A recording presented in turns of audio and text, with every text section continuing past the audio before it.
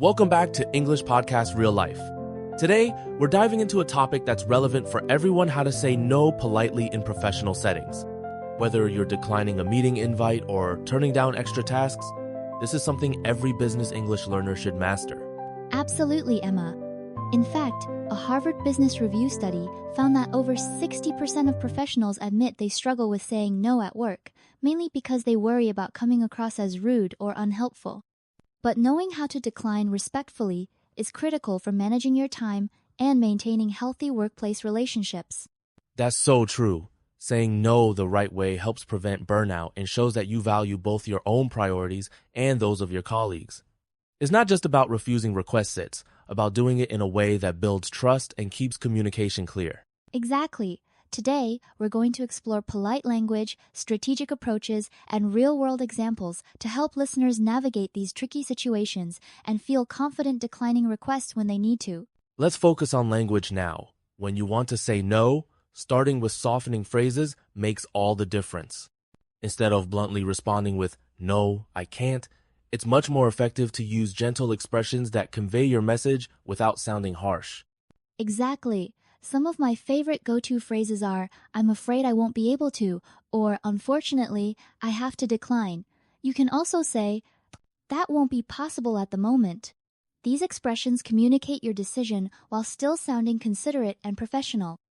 And don't forget appreciation. Adding a thank you at the beginning softens the impact even more. For example, "Thanks for thinking of me, but," or "I appreciate the offer, however." This signals respect and gratitude, even as you decline. Politeness really does go a long way. When you show respect through your words, people are far more likely to accept your no graciously and maintain a positive working relationship with you. Let's move on to honesty. You don't have to invent excuses or be evasive when you say no. In fact, being truthful while remaining diplomatic can strengthen your credibility and trustworthiness in the workplace. Exactly. Suppose a colleague asks you to take on a new project, but your schedule is already packed. You might say, "I'm currently at full capacity, and I wouldn't be able to give it the attention it deserves." This shows both honesty and respect for the quality of your work. Or, if a client requests a discount that you can't provide, you could respond with something like, "I understand your concern, but our pricing reflects the value we provide." This way, you're clear about your boundaries while still acknowledging their perspective. That's a great approach. Ultimately, it's about being upfront while showing empathy. People appreciate candor when it's delivered with tact and understanding. Now, let's discuss one of my favorite strategies: pairing your no with an alternative. This means you're still being helpful even if you can't say yes. It's a great way to maintain goodwill and offer support. Absolutely. For example, you could say, "I can't attend the meeting, but I'd be happy to review the notes afterward." Or, "I can't take this on now, but I recommend speaking with name." These responses offer a solution and show you care about the outcome. Exactly. By offering an alternative, you protect your own boundaries while also keeping the relationship positive. People really appreciate when you suggest another way forward instead of just shutting the door. Right. This balance of assertiveness and helpfulness is key in business English. It demonstrates professionalism and ensures that both your needs and those of others are respected. Let me share a quick personal story. A few years ago, I was asked to lead a last-minute project on a Friday evening, and I really wanted to say no, but I felt guilty about letting the team down. That's a classic situation. It's always tough to turn down something urgent, especially when you want to be seen as a team player. I ended up replying, "Thanks for thinking of me. I'd love to help, but I have prior commitments this evening. Could we revisit this on Monday morning?" It was nerve-wracking, but I wanted to be honest and respectful. And what happened in the end?